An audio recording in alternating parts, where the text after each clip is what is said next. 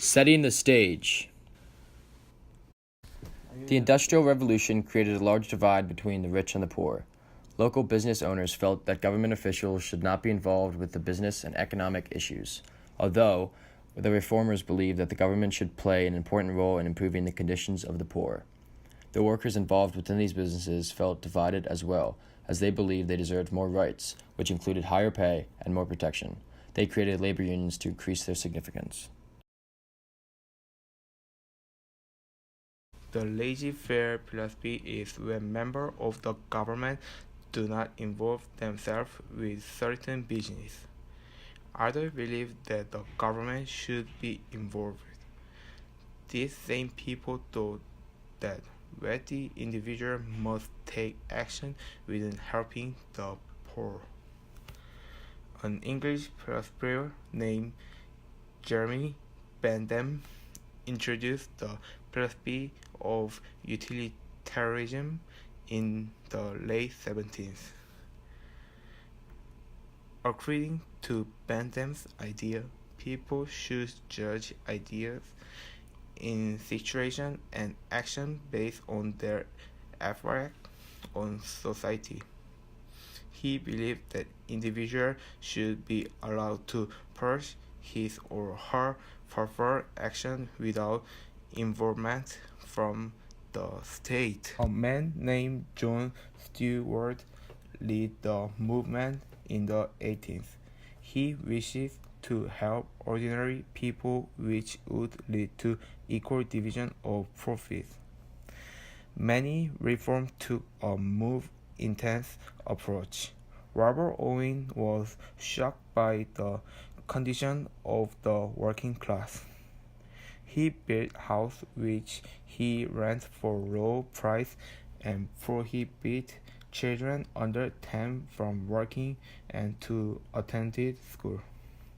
French reform attempted to improve the ill effect of the industry. They did one. They did this by creating a system called socialism. Socialism believed that the government should plan the economy rather than depend on a free market. They argued that if the government controlled factory, mines, railroad, and other industries, that poverty would decrease. The term laissez-faire refers to the economic policy of letting owners of industry and business set working conditions without interference. This policy favors a free market unregulated by the government. The term is French for let do, and by extension, let people do as they please. Laissez-faire economics stemmed from French economic philosophers of the Enlightenment. They criticized the idea that nations grow wealthy by placing heavy tariffs on foreign goods.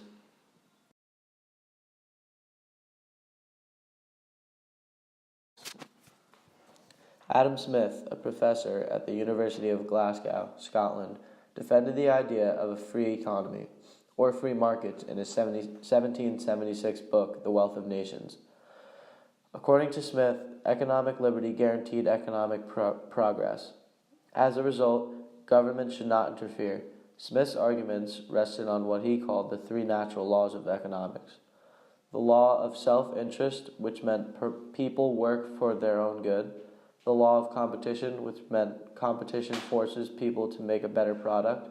And the law of supply and demand, which meant enough goods would be produced at the lowest possible price to meet demand in a market economy. Smith's basic ideas were supported by British economists Thomas Malthus and David Ricardo. Like Smith, they believed that natural laws govern economic life. Their important ideas were the foundation of laissez-faire capitalism.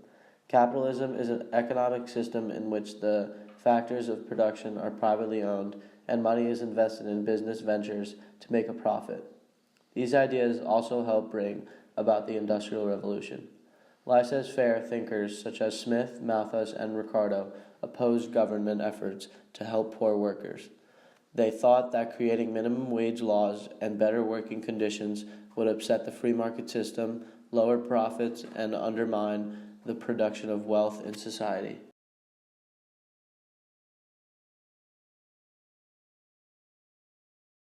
Workers in factories were forced with long hours, dirty, and dangerous working conditions.